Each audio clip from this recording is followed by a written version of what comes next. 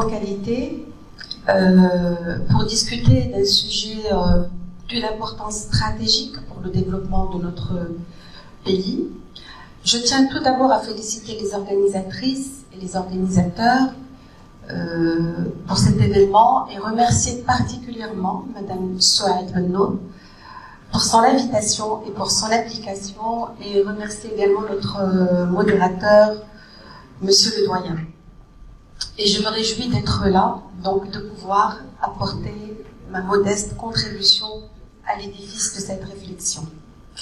Alors, je parlerai aujourd'hui, comme l'a précisé Monsieur Komat, en tant que présidente de l'association et du réseau Women, qui est un réseau qui réunit les femmes dirigeantes.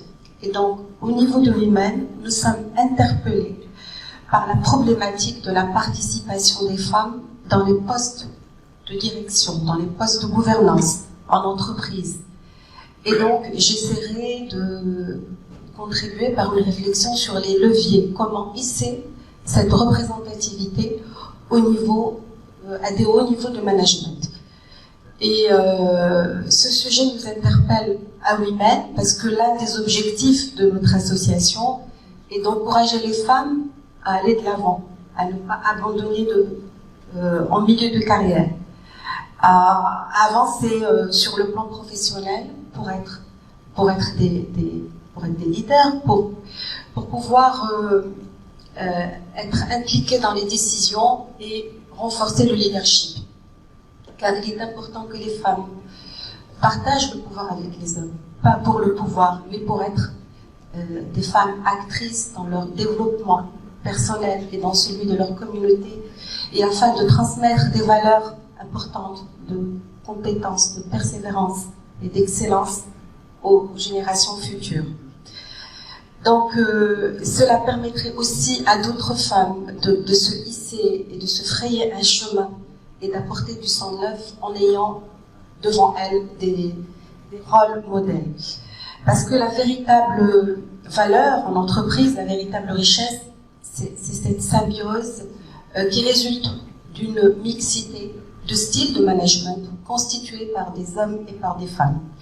Donc cette question qui est débattue n'est pas un phénomène de mode qui va passer, mais elle correspond à de véritables attentes, à des besoins qui s'imposent aujourd'hui vu la situation socio-économique que nous traversons et les besoins en développement durable de notre pays et de la planète entière. D'ailleurs, le dernier discours de notre souverain, que Dieu l'assiste, est venu effectivement rappeler et renforcer le rôle et la place du leadership féminin pour la construction d'un Maroc plus prospère et plus inclusif. Et ce discours éclairé promeut l'égalité des chances. Et donc nous espérons qu'il puisse ouvrir de nouvelles perspectives à la femme marocaine dans le Maroc d'aujourd'hui et de demain, qui, en plus des acquis qui ont été impulsés jusque-là, notamment le code de la famille, le code de la nationalité, la constitution de 2011, nous espérons qu'il y ait des poursuites, que cet élan de réforme se poursuive pour pouvoir garantir une égalité des chances aussi dans le monde professionnel. Alors, je voudrais apporter justement quelques statistiques sur la représentativité aujourd'hui qui révèlent que les challenges sont encore importants et que nous avons encore beaucoup de chemin à parcourir. Parce qu'il y a un gap entre des textes qui prônent la parfaite égalité dans le monde du travail et des pratiques qui restent là, qui restent imprégnées par une culture toujours à forte dominance patriarcale. Alors sur le plan données marocaines, sur le plan officiel, nous avons les données du HCP, selon lesquelles on voit un recul, comme ça a été dit tout à l'heure par M. Komat, du taux d'activité des femmes qui est passé de 26% en 2010 à 19, presque 20% en 2020. Donc, comment améliorer le positionnement des femmes dans les postes de gouvernance, dans les hauts postes managériaux, si à la base, on a un taux d'activité qui est en net recul. En plus, nous avons assisté au passage violent du Covid qui a exacerbé ces inégalités, notamment par rapport aux femmes qui vivent dans des conditions assez précaires. Alors, côté études internationales, nous avons les chiffres du Forum économique mondial sur les inégalités des genres qui révèlent que le Maroc maintient le statu quo depuis de longues années et qu'il reste classé parmi les 10 derniers élèves. Donc, on est positionné 143e sur une liste de 153 pays. Selon aussi le rapport de McKinsey, et là c'est des données relativement, qui remontent à 2016, c'est celle que j'ai pu obtenir, les femmes marocaines membres de direction dans les entreprises ne dépassent pas les 13%, contre un taux de 23% dans le reste des pays africains et contre 26% en Europe. Et puis l'autorité marocaine des marchés financiers, l'AMMC, qui s'intéresse aux entreprises des marchés des capitaux, les grandes sociétés cotées émettrices, a aussi inspecté la mixité au sein des organes de gouvernance et elle a révélé que le nombre de femmes administratrices était de 150 et représentait à peu près 17% de l'ensemble des sociétés émettrices. Le Maroc compte aussi pas plus de 2% de femmes présidentes, directrices générales à la tête des entreprises marocaines. Donc la présence des femmes au Maroc, malheureusement, connaît un recul certain, comme on vient de le voir.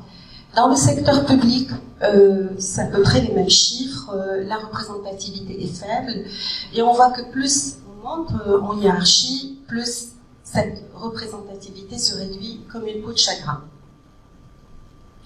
Quant aux femmes qui ont lancé leur propre business, les femmes entrepreneurs, on reste sur des taux de l'ordre qui ne dépassent pas les 12%, d'après les dernières enquêtes qui ont été faites. L'inégalité aussi, on la ressent sur un plan rémunération. Nous remarquons aussi des discriminations en termes de rémunération qui font que les hommes vont gravir plus vite et plus rapidement les échelons et progresser, alors que les femmes démotivées vont abandonner. Donc, on constate qu'en matière d'équité salariale, les indicateurs sont aussi dans le rouge et les progrès, malheureusement, ne se manifestent pas. Et je voudrais rappeler aussi les données d'un rapport à l'international, c'est toujours du Global du World Economic Forum, qui confirme que les femmes perçoivent un salaire 4 fois moins important au Maroc que ceux des hommes. Donc, un salaire en moyenne annuelle qui est de l'ordre de 30 000 dirhams contre à peu près 118 000 dirhams. Parce que le temps de travail est certainement réduit pour ces femmes, parce qu'elles investissent des postes qui sont peu rémunérés et des entreprises et des secteurs d'activité aussi peu rémunérés. Donc, c'est d'une part la conséquence de la faible représentativité des femmes dans les postes de gouvernance, mais c'est en même temps, donc c'est un cercle vicieux, c'est en même temps une source de démotivation des femmes qui va les empêcher d'occuper ces postes de gouvernance. Alors, pour booster cette représentativité, vous avez entendu parler il y a 2 ans du projet de quotas. Un projet de loi avait été proposé et il instituait des quotas dans les sociétés anonymes. Faisant appel public à l'épargne, il avait pu être adopté grâce au lobbying, grâce aux actions d'associations militantes qui militaient pour le partage des pouvoirs en entreprise. Ce débat autour des quotas, nous l'avons vécu pour booster les femmes dans les hauts postes, était vif, très très vif, mais il était serein. Il avait en tout cas le mérite de mettre la lumière sur une problématique centrale qui était celle du leadership féminin. Mais il avait été controversé car il n'est pas légitime pour certaines personnes, que des femmes puissent arriver au pouvoir uniquement par une discrimination aussi positive soit-elle, uniquement pour le genre. Il est en effet compréhensible d'admettre que seule la compétence doit permettre à des femmes de partager le pouvoir avec les hommes et doit justifier le poste. Mais le Maroc ne regorge-t-il pas d'un vivier de femmes compétentes, de femmes impliquées, super diplômées, talentueuses? Pourtant, elles restent sous-représentées aujourd'hui, car il existe déjà de fait une discrimination dans notre société au niveau économique qui fait que le pouvoir de décision aujourd'hui, comme ça a été confirmé tout à l'heure par les différentes études, reste entre les mains des hommes. Donc les chiffres le prouvent royalement. Donc l'équation aujourd'hui n'est pas de placer des femmes dans des postes de responsabilité et de les imposer à tout prix parce que ce sont des femmes, mais de placer des femmes compétentes et de renforcer la mixité pour des femmes qui ont des grandes qualifications à des postes qui sont jusque-là culturellement dévolus à des hommes. Vu mon expérience sur le terrain depuis plus de 20 ans en tant qu'expert comptable, donc je me suis rendu compte que l'évolution dans les entreprises reste quand même très lente et la discrimination est toujours en vigueur par une culture paternaliste qui considère que le poids de la responsabilité familiale qui pèse sur les épaules des femmes les empêche d'être à 100% productives, dédiées à leur travail et ne leur permet pas d'exercer leurs fonctions. Donc c'est quelque chose qui menace leurs fonctions. Et aujourd'hui, nous sommes toujours dans une entreprise qui reste paternaliste. L'entreprise aussi a des valeurs. C'est la valeur de ses dirigeants.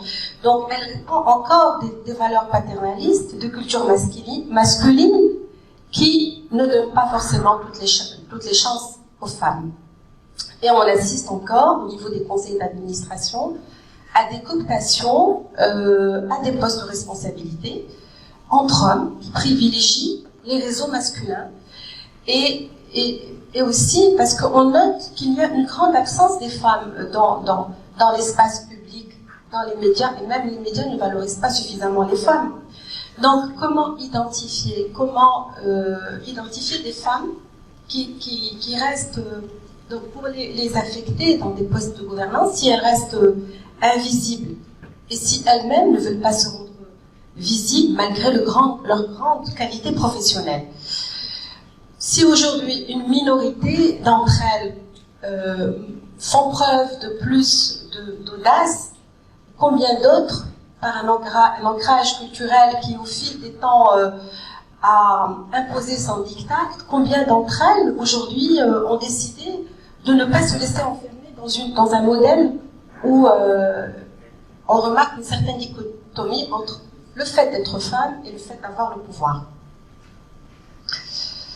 Les femmes elles-mêmes ne veulent pas challenger les hommes et ne se sentent pas capables et donc n'osent pas demander à occuper des postes plus élevés. Sachant qu'elles peuvent aussi être influencées par leur environnement familial qui parfois leur donne envie de sacrifier leur ascension professionnelle pour une vie de famille. Et aujourd'hui, on remarque chaque année que plus de 100 000 femmes quittent un travail salarié qui est rémunéré pour se convertir en femme au foyer. Alors que même le taux d'instruction des femmes, et ça vous le savez bien, augmente d'année en année, qu'elles accèdent de plus en plus à des études universitaires.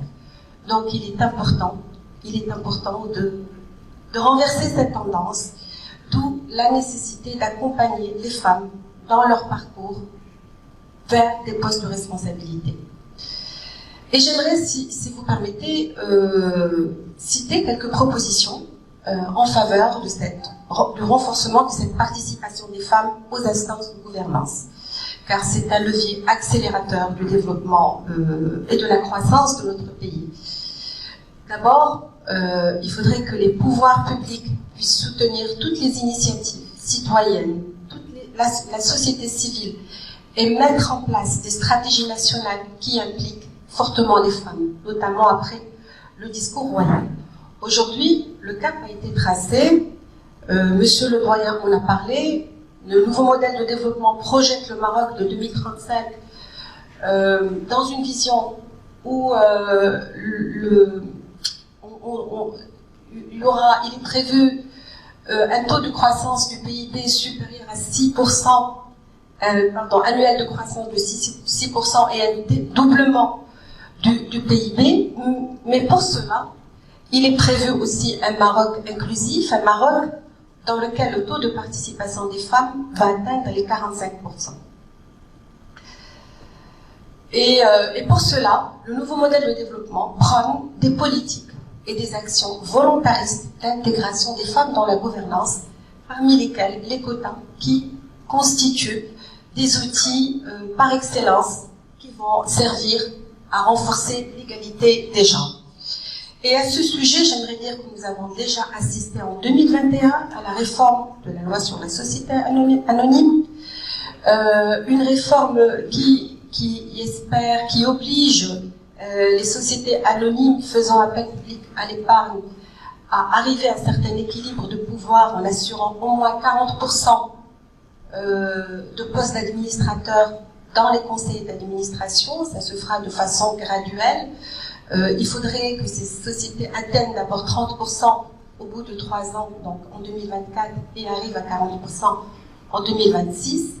Donc, c'est un acquis. Nous ne pouvons que nous réjouir de cette bataille gagnée, mais on se rend compte aujourd'hui que seules les sociétés anonymes cotées ont effectivement cette contrainte dans la mise en œuvre de cette parité. Quant aux sociétés anonymes non cotées, l'article 39 ne prévoit pas cette obligation. Il prévoit, donc, l'article 39 de la société anonyme, que ces sociétés doivent rechercher la représentation, sans plus. Donc, elles ne sont pas assujetties à cette contrainte. Doivent rechercher la représentation équilibrée des hommes et des femmes, sans obligation, sans sanction. Donc, quelle que soit la dimension de l'entreprise, quel que soit son chiffre d'affaires, quel que soit son nombre d'effectifs, il n'y a pas d'obligation formelle, légale, à ce qu'il y ait un meilleur équilibre au sein des comités. Donc, j'ai parlé de l'entrée en vigueur progressive, mais aujourd'hui, combien dispose-t-on au Maroc de sociétés anonymes faisant appel public à l'épargne? Sur une population à peu près de 600 000 entreprises, nous avons uniquement seulement 9 800 de sociétés anonymes, et dans ces 9 600 sociétés anonymes, nous n'avons que 76 sociétés cotées faisant appel public à l'épargne. Donc on se pose la question, quel sera l'impact de cette mesure? Par ailleurs, lorsqu'on voit la loi, on se rend compte que la nomination dans le conseil d'administration qui se fait en violation de ces dispositions et de cet équilibre n'annule pas la validité des décisions qui sont prises par le conseil d'administration. Donc finalement, la sanction, c'est que les personnes qui sont nommées en violation ne le seront pas, mais quand même, les décisions sont entérinées. Et donc, la sanction n'est finalement que légère. Donc, pour une égalité économique réelle, il faut des dispositions légales, à mon avis, qui vont constituer un pas supplémentaire en faveur de la parité, qui ne concernera pas uniquement les 78 sociétés faisant appel public à l'épargne, mais des entreprises moyennes et grandes.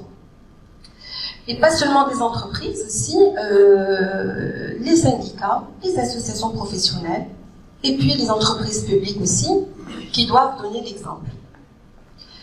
Autre chose, ces nouvelles dispositions ne concernent que les administratrices et laisse de côté les cadres dirigeants.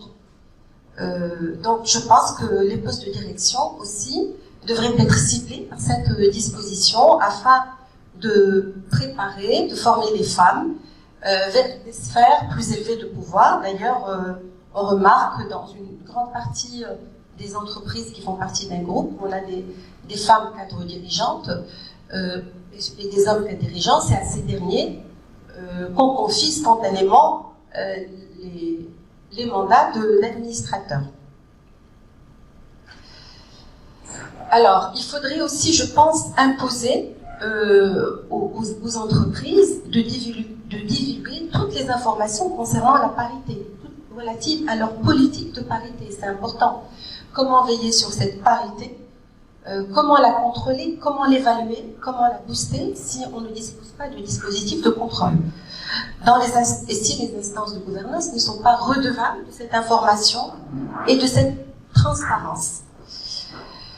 Ce serait aussi intéressant que les critères d'équilibre et de parité et de mixité puissent être considérés comme des critères aussi pour les entreprises préférentiels dans le cas de soumission à des marchés publics, dans le cas de procédures de passation des marchés publics.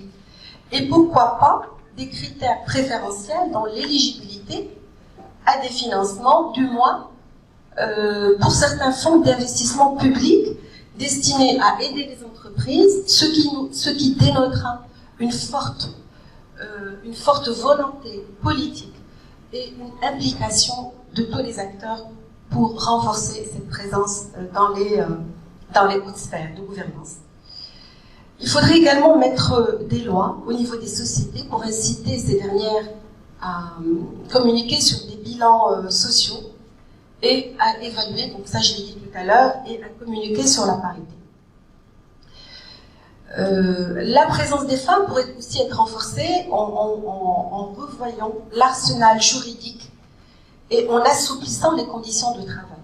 Donc là, peut-être qu'il y aura aussi un besoin de travailler sur le code du travail, en le rafraîchissant, qui date de 2003, qui doit être actualisé et en phase avec les évolutions actuelles, et qui devrait, à mon avis, instaurer plus de souplesse et moins de contraintes pour la femme qui travaille, en instituant certaines dispositions, comme ce qui existe ailleurs, les congés parentaux, la réglementation du télétravail, et puis aménager différemment le temps du travail dans un sens de plus de souplesse. En matière de rémunération aussi, il est important que, à travail égal, à compétence égale, rémunération égale. Donc, quelle que soit la taille de l'entreprise, je pense que l'employeur devrait s'engager dans une politique de suppression des écarts de rémunération. Et on voit que les textes, aujourd'hui, marocains, ne prévoient que des amendes à l'encontre des employeurs contravenant à ces dispositions, de l'ordre de 15 000 à 30 000 dirhams maximum, alors qu'en France, les sanctions sont beaucoup plus lourdes et les risques sont beaucoup plus importants pour les employeurs et qui peuvent être aussi déclarés responsables pénalement de ces infractions. Donc, il faudrait vraiment des sanctions un peu plus dures pour pouvoir renforcer cette présence et aller vers un sens d'équité des salaires. Autre chose, je pense qu'on devrait, bon, ça c'est pas réglementaire, mais c'est une orientation qui est importante, dont on parle aujourd'hui, promouvoir le numérique en tant que levier de développement du capital humain et aussi en tant que levier d'inclusion sociale des femmes.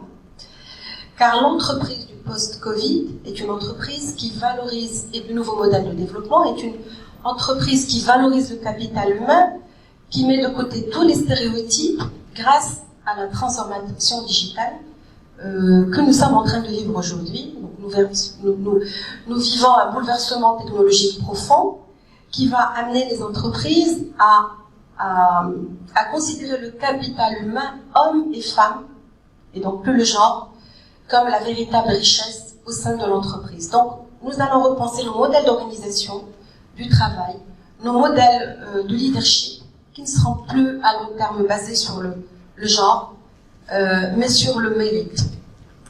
Agir sur la culture est important, car la problématique de l'égalité des chances est avant tout une problématique culturelle pour améliorer l'opportunité des femmes et renforcer donc leur accès aux postes de gouvernance. Je pense que il faudrait promouvoir une culture d'égalité des chances. Et aujourd'hui, il faudrait commencer à éduquer à l'égalité dès l'école. Car effectivement, tout commence par l'éducation. Tout commence par les messages qui sont délivrés. Les diplômes ne sont pas suffisants. Des études, des enquêtes ont été faites et on conclut que seule l'éducation et la culture font la différence. La transmission de l'ambition, souvent par des pairs, la culture de l'excellence, la culture, l'obligation permanente de dépassement de soi, c'est ce qui explique que certaines femmes arrivent au sommet de l'hierarchie et pas d'autres. Il est donc important d'inoculer cette culture au niveau du système éducatif, mais aussi au niveau des acteurs de ce système. Et les femmes elles-mêmes doivent se prendre en charge, prendre leur vie en main. Parce qu'aujourd'hui, la problématique à laquelle elles sont confrontées, c'est l'équilibre entre vie personnelle et vie professionnelle. Et donc, elles pensent qu'elles ne pourront pas concilier les deux. Alors que nos textes, depuis 2004, ont reconnu la co-responsabilité des époux dans la gestion de la famille. Et donc, des actions de sensibilisation devraient être aussi menées et, afin que certaines tâches au niveau domestique puissent être partagées au sein du couple. Donc, il y a eu aussi de renforcer la dynamique entrepreneuriale, et là je laisserai le soin de mon amie Fatim en parler tout à l'heure. Je ne serai pas plus longue, donc voilà quelques idées que je voulais partager avec vous, parce que le sujet de la femme est un sujet qui me tient à cœur, et ce colloque va certainement participer à sa manière avec les recommandations avec lesquelles on va sortir à impulser les réformes nécessaires. Je réitère mes remerciements aux organisateurs de cette rencontre, qui a le mérite de renforcer la prise de conscience, et j'espère que chacun des acteurs pourra jouer pleinement son rôle, et que l'engagement de tout un chacun et toute une chacune puisse renforcer l'application de nous tous. Et merci pour votre écoute.